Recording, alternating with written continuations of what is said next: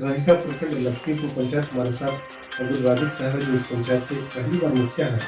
और निश्चित तौर पर यह कहा जा सकता है कि जो उम्र है उस उम्र में लगभग लोग अपने रोजी रोटी की तलाश में होते हैं, बावजूद इसके उन्होंने पंचायत के चुनाव लड़ा, लोगों का जो प्यार मिला इसकी वजह से इस मुखिया जैसे सम्मानित पद पे आसीन है। और ये जिम्मेदारी अब इनकी बनती है कि जिस उम्मीद के लोगों ने इनको वोट दिया उस पर खरा उतरना। 5 सालों का कार्यकाल है, 1 साल की समाप्ति हो चुकी है, 4 साल बचा हुआ। इस 4 सालों में करना क्या और 1 सालों में उन्होंने क्या किया, इसको चर्चा करेंगे। लेकिन सबसे पहले ये जानेंगे, ये जो रहिका प्रखंड है ये मधुबनी विधानसभा के अंतर्गत आता है और यहाँ से जो समीर कुमार महासेठ है वो बिहार सरकार में उद्योग मंत्री है। निश्चित तौर पर उनके लिए भी बड़ी जिम्मेदारी होगी। और स्थानीय सांसद अशोक कुमार यादव है, जो सत्ताधारी पार्टी जो केंद्र में है बीजेपी, उसके सांसद हैं। और ये कहा जा सकता है कि इनके पिताजी भी यहाँ से पहले लोकसभा के सदस्य थे और वर्तमान में भी अशोक यादव हैं। दोनों के बारे में चर्चा करेंगे, लेकिन सबसे पहले जानेंगे कि आपके पंचायत में आज भी सबसे बड़ी और गंभीर समस्या क्या है, जिसका समाधान चाह के आज मुखिया आप नहीं कर पाएंगे, सांसद विधायक अपने मत से करें तो ज्यादा आसान होगा। देखिए, उसके लिए हमारे यहाँ 2 सड़कें हैं। एक मोमिनपुर से आपको सीधा हाई स्कूल पे निकली है, जो हम चाहते हैं कि हमारे एमपी साहब के माध्यम से वो सड़कें बन जाएं। दूसरी सड़कें हमारे यहाँ है, एक खान मोहल्ला मोमिनपुर उर्दू मकतब से लेके सनौर पंचायत गया है, जो शायद हम लोग पंचायत से नहीं बना सकते हैं। बड़ी सड़कें हैं, वो हम चाहेंगे कि हमारे सांसद साहब हों या एमएलए साहब हों, दोनों में से कोई भी लोग उनको शीघ्र ही बनाने का कृपा किया जाए। मतलब ये बड़ा प्रोजेक्ट है जो पंचायत से संभव नहीं। जी हाँ, तो स्थानीय सांसद और विधायक की जरूरत है यहाँ। जी सर। उनका रुख इस पे क्या रहता है, उनका रवैया क्या रहता है, क्या दर्शन आम लोगों को उन दोनों का होता है क्या? देखिए, आम लोग वैसे तो हम लोगों ने भी उनको कहा था, तो उन्होंने आश्वासन दिए थे कि ठीक है उसको बना देंगे, लेकिन अभी तक आश्वासन के अलावा तो हम लोगों को मिला नहीं है। बच्चा आम लोगों की बात, तो आम लोगों के बारे में बहुत अच्छा हम नहीं बता सकते, इसलिए कि फील्ड में ऐसा कुछ हम देखते नहीं है मैं, जिससे हम कह सकें कि आप लोगों से काफी उन लोगों का है। आप भी पंचायत के गार्जियन है, मुखिया रिप्रेजेंटेटिव है। निश्चित तौर पे आपके पंचायत में जो 9000 के आसपास वोटर है, आप उनको रिप्रेजेंट करते हैं। आप भी जनप्रतिनिधि है। जब कोई आपको खोजते हैं रात के 12 बजे भी, तो आसानी से आप उपलब्ध हो जाते हैं। और यही कारण है कि जो पंचायत के लोग होते हैं वो ज्यादा समस्या मुखिया जी को ही बताते हैं। आपके लिए भी बड़ी जिम्मेदारी हो जाती है कि जो लोग समस्या कहलाते हैं निश्चित तौर पर उनका समाधान हो। लेकिन जब सांसद और विधायक बन के जाते हैं तो शायद उनका रुझान या उनका नजरिया इस पर नहीं हो पाता है। क्या कहना चाहेंगे? वो भी जनप्रतिनिधि है, आप भी जनप्रतिनिधि। देखिए, होता क्या है ना कि पंचायत के इलेक्शन को और विधायक के इलेक्शन को, एमपी के इलेक्शन को भी अब 3 पार्टों में देख सकते हैं। ठीक है, होता क्या है कि पंचायत के इलेक्शन जब भी लड़ता है तो उसके अंदर बहुत सारी बारीकी को देखते हुए लोग उसको चयन करते हैं। उससे एक बहुत बड़ी उम्मीद भी लोग पालते हैं कि उनके ऐसे कैंडिडेट को चुने जिसके घर पे जाके हम दस्तक दे सके, जबरदस्ती उन पे दबाव बना सके। बहुत सारी इस टाइप की चीजें होती है, जिसके कारण जो भी पंचायत के मुखिया होते हैं लगभग उनको अपना वक्त जो होता है ज्यादा से ज्यादा उनको पंचायत में ही देना होता है। लेकिन एमएलए और एमपी की जहां तक बात है तो वो क्या होता है, पार्टी बेस होता है। उसमें व्यक्तित्व का कोई बहुत बड़ा, मेरे हिसाब से कोई बहुत बड़ा रोल नहीं है। उसमें सिर्फ ये देखी जाती है कि ठीक है ये फला पार्टी का है, उसका चलो बहुत बड़ा जोड़ है इसलिए इनको जिता दिया जाए, चाहे वो व्यक्ति जैसे भी हो।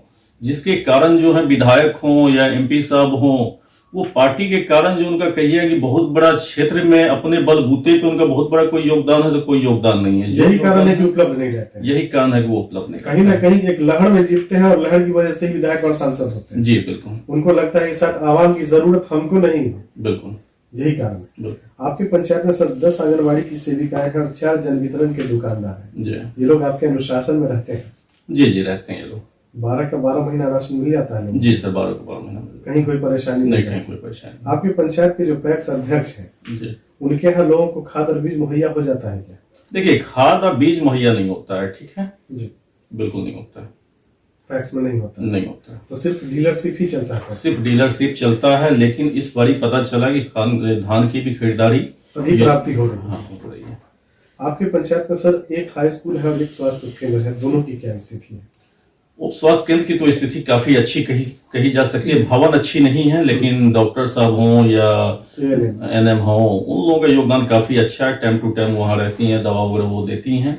लेकिन जहाँ तक हाई स्कूल का सवाल है तो हाई स्कूल भवन तो बनी हुई है, लेकिन वहाँ जो शिक्षक हैं वो मेरे ख्याल से 3 से 4 लोग ही होंगे, बाकी कोई शिक्षक वगैरह नहीं है, बस नाम के लिए वो है इसमें। सरकार ने अपग्रेड कर दिया लेकिन शिक्षक की जो संख्या वो बढ़ी नहीं बढ़ी। तो निश्चित तौर पे पढ़ाई पे भी असर होता होगा।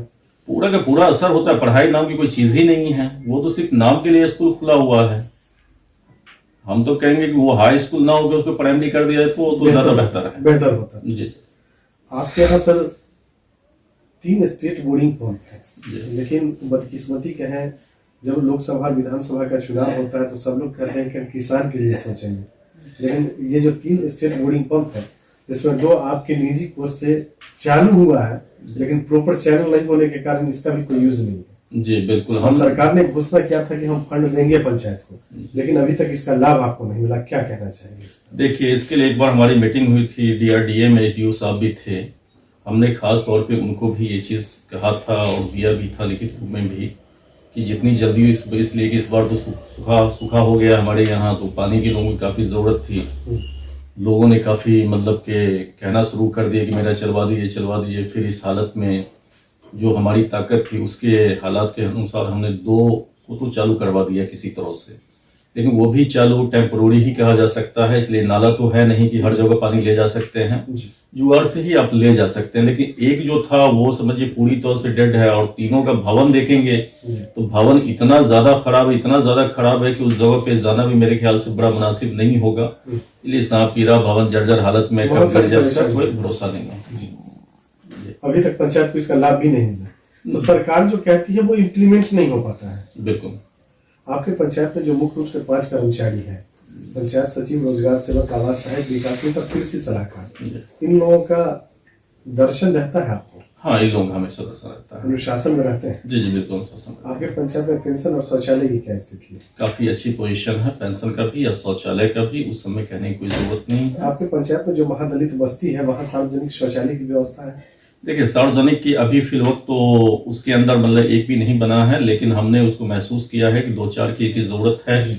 उम्मीद कीजिए कि 2-4-5 महीने आने वाले वक्त में हम उसको बना देंगे।